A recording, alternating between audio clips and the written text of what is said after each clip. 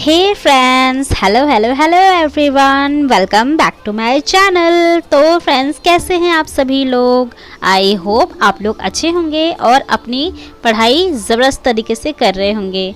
तो फ्रेंड्स, मैंने आपको बताया मैं सुबह के टाइम मैथ करती हूँ। तो मैंने आपको शायद कल बताया नहीं था। मैं टाइम और वर्क कर रही थी और उसके बाद ये सारी मतलब वैल्यूज़ वगैरह सब लिखी हुई है, मैंने आपको बताया है। फिर मुझसे कोई ना कोई क्वेश्चन पूछेगा कमेंट पे तो मैं बता दूँ। मैं अध्ययन मंत्रा के अंकुर सर है, उन्हीं से पढ़ती हूँ मैथ है। और उसके बाद मैं ये साइंस लेके बैठी हुई थी। साइंस में इसमें मतलब पोर्शन मैंने ऐड ही नहीं किया। वो वीडियो एक्चुअली मैंने शूट किया था बट शायद वो शूट ही नहीं हो पाया था, तो इसलिए मैं यहाँ पर आपको दिखा नहीं पाऊँगी। और इसके अलावा मैं आपको एक और चीज़ बता दे रही हूँ आपके लिए। हर दिन मैं जितने भी वीडियोस लेकर आ रही हूँ, कभी ना कभी स्किप्स भी हो जाते हैं, तो प्लीज़ फ्रेंड्स फिर भी थोड़ा सपोर्ट किया कीजिए। और मैं उम्मीद करती हूँ कि आपको मेरे वीडियोस अच्छे लग रहे होंगे। लेकिन हाँ, मैं जो फालतू की चीज़ें होती मैं वो नहीं डालती हूँ। मुझे खुद वो चीज़ पसंद नहीं है। मैं किसी और की भी वीडियोस देखती थी तो मैं उसे नहीं पसंद करती थी देखना, मैं स्किप कर देती थी। तो वो चीज़ मैं खुद अपने वीडियो में भी नहीं डालती हूँ। ये मैंने ज्योग्राफी का नोट आपको बता रही हूँ कि मैं बनाते हुए भी चल रही हूँ और उसको पढ़ते हुए भी चल रही हूँ। तो अंकेश सर पढ़ाते हैं, मैंने आपको कई बार बताया है। तो ये पूरा मतलब इतना ही कंप्लीट किया था। नदी तंत्र, सिंधु नदी तंत्र इन्होंने पढ़ाया था और कुछ कुछ फैक्ट्स है वो लिखवाए थे। तो ये मैं पूरा, और देखिए यहाँ पर मैं जो भी फैक्ट्स होते हैं मैं नहीं लिखना चाहती हूँ, मैं टाइम वेस्ट नहीं करना चाहती हूँ। तो जब मेरे पास ये बुक में सारी चीज़ें अवेलेबल है तो यहीं पर मैं उसे एक्स्ट्रा पॉइंट्स लिख लेती हूँ जो उसी से रिलेटेड चीज़ें एक्स्ट्रा बताते हैं वो। तो मैं यहीं पर कंप्लीट कर लेती हूँ ताकि मुझे एक्स्ट्रा बर्डन ना पड़े और मैं वो एक्स्ट्रा चीज़ें लिखने में अपना टाइम वेस्ट ना करूँ। तो आप भी ऐसा ही किया कीजिए। शाम का टाइम था, शाम के टाइम में थोड़ी सी चाय तो बनती है आप लोग मुझे बताइएगा। मैं तो दूध की चाय नहीं पीती हूँ, मुझे ब्लैक टी ही पसंद है और वही मुझे अच्छी भी लगती है। तो मुझे पता है बहुत सारे लोग तो बोलेंगे ब्लैक टी कैसे आप पी लेती हो, क्योंकि मैंने बहुत सारे लोगों को देखा मेरे आसपास तो ब्लैक टी कोई नहीं पीता है, पर मेरी पर्सनल चॉइस है, मैं ब्लैक टी ही पीती हूँ। मुझे दूध की चाय बिल्कुल पसंद नहीं है। और इसके बाद मैंने जो कि ये जितना भी मतलब मैंने अभी आपको बताया ज्योग्राफी का पोर्शन, तो यही मैं पढ़ रही थी साथ में। क्योंकि मैंने आपको बताया ना, अगर आप जो भी नोट्स बना रहे हैं ना फ्रेंड्स, वो नोट्स को साथ में पढ़ते हुए भी चलिए तो इससे क्या है ना, आप लोगों का रिवीजन भी होता रहेगा।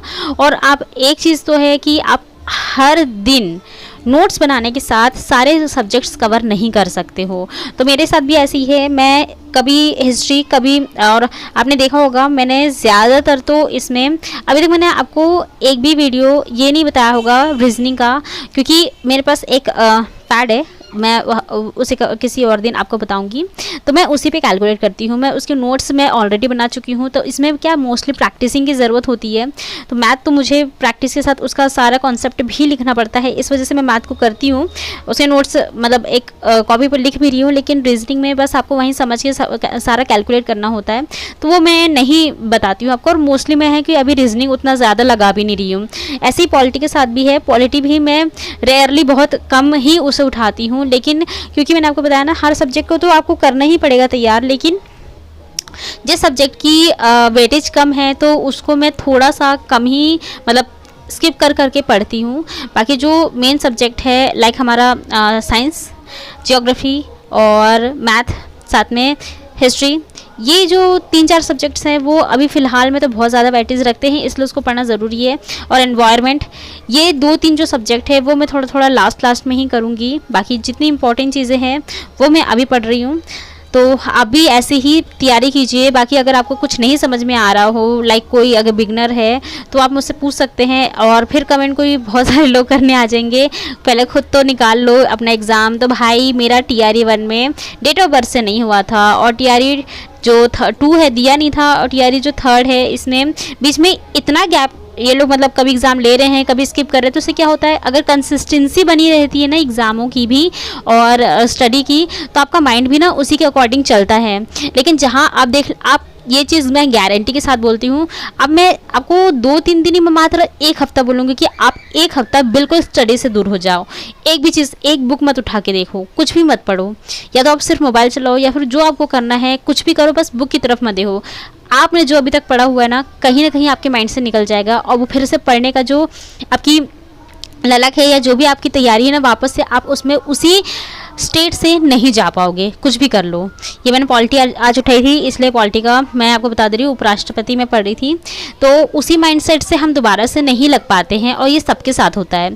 तो हमारा भी ऐसा ही है। एक अच्छा खासा जो वे होता है ना, मैंने TRE 1 में सच बताऊँ तो मैंने तैयारी नहीं की थी, क्योंकि अदर स्टेट को बहुत लास्ट में लिया गया था, और मुझे था कि मुझे बिहार का एग्ज़ाम ही नहीं देना था, मुझे मेरा ऐसा था। लेकिन लक बाई चांस, मतलब पेपर ऐसा आया था कि शायद कट ऑफ बहुत ज़्यादा नीचे चली गई थी, तो मेरा हो गया था लगभग। यही है कि डेट ऑफ बर्थ से नहीं हुआ।